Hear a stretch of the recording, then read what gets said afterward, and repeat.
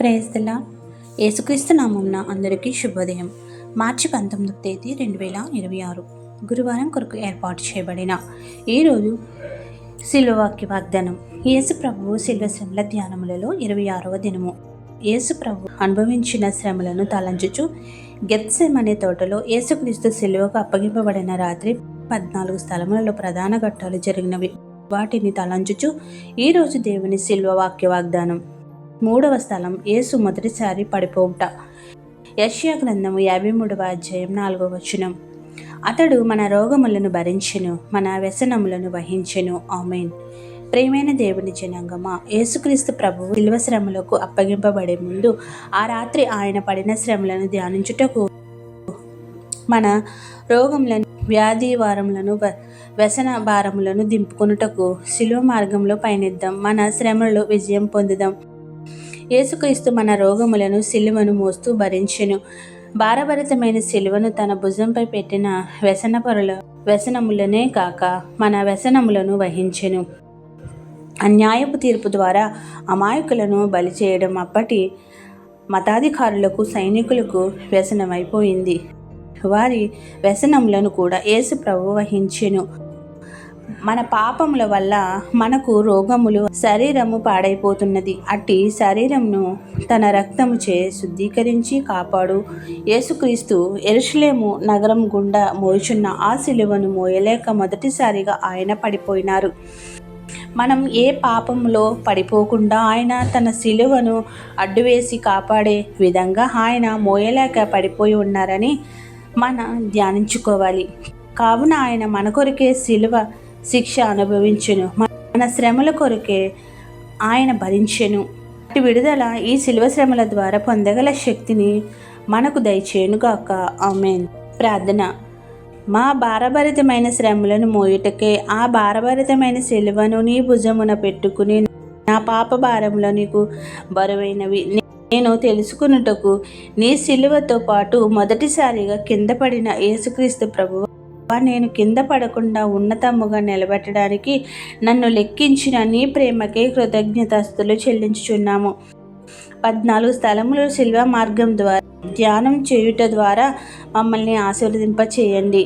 మీ శ్రమలను మేము స్మరిస్తూ మా శ్రమలను కొట్టివేసే రక్షకుని నిరంతరం ఆరాధించగల దైవస్థితిలో నిలుపుము. మేము ఈ శిల్వ ధ్యానములలో సంపూర్ణముగా నడవడానికి, నీవు ఇచ్చే తలాంతులను అందుకోవడానికి ఇట్టి మంచి సమయమును వదులుకోకుండా, అపవాది యొక్క ఉచ్చులో పడకుండా నీ శిలువను అడ్డువేసి కాపాడమని వేడుకుంటున్నాను.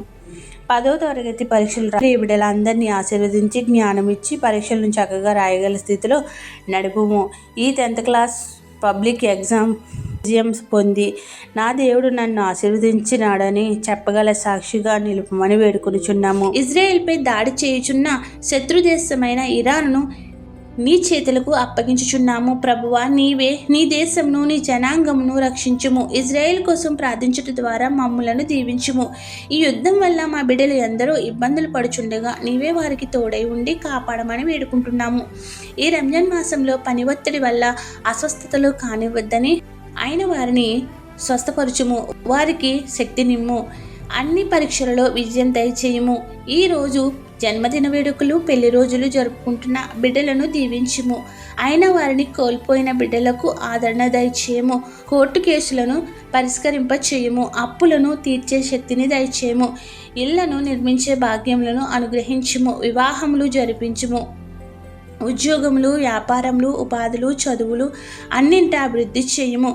ఏ అంశం మరచితమో విడిచితమో అవన్నీ నీకే సమర్పిస్తూ తండ్రి, కుమార, పరిశుద్ధాత్మ భారభరితమైన సిలువను మోయుచున్న యేసుక్రీస్తు మన భారములను దింపివేయడానికి మొదటిసారిగా పడిపోయి మనలను కాపాడుటకు తన దూతలను తోడుగా ఉంచి పడిపోకుండా కాపుదల దయచేయునుగాక. ఆమేన్. ఇట్లు దేవుని సువార్త పరిచర్యలో మీ సహోదరి. ఆమేన్. God bless you. అందరికీ మరణాత. సిలువలో సాగింది యాత్ర, కరుణామయుని దయగల పాత్ర. సిలువలో సాగింది యాత్ర, కరుణామయుని దయగల పాత్ర. ఎవరి కోసమో